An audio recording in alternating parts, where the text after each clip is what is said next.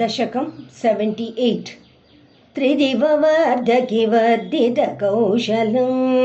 त्रिदशदत्तसमस्तविभूतिमत् जलधिमध्यगतं त्वमभूषयो नवपुरं वपुरञ्चितरोचिष ददुषिरेवत भूभृतिरेवतीं हलभृते तनयां विधिशासनात् मयि तमोत्सवघोषमपूपुषः समुदितैर्मुदितैः सह यादवैः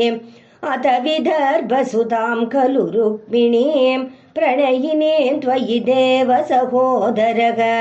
स्वयमदित्सतचेदि महीभुजे स्वतमसा तमसादुमुपाश्रयन् चिरधृतप्रणया त्वयि बालिका सपदि काङ्क्षितभङ्गसमाकुला तव निवेदयितुं द्विजमादिशत् स्वकथनं कदनङ्गविनिर्मितं द्विजसुतोऽपि चतुर्णमुपाययो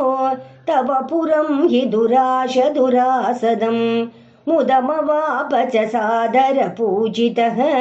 स भवतापहृता स्वयं स च भवन्तमवोचत कुण्डिने नृपसुता खलु राजति रुक्मिणे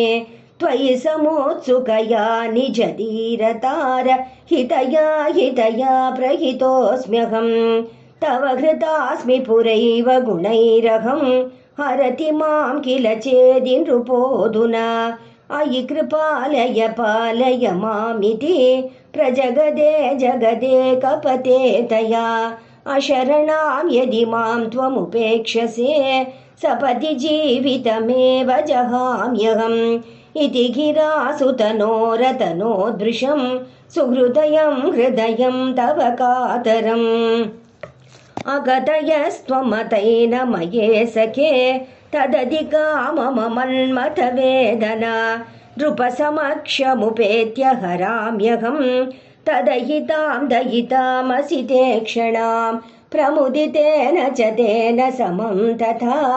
रथगतो लघुकुण्डिनमेयिवान् गुरुमरुत्पुरनायक मे भवान् वितनुतां तनुताम् अखिलापदाम्।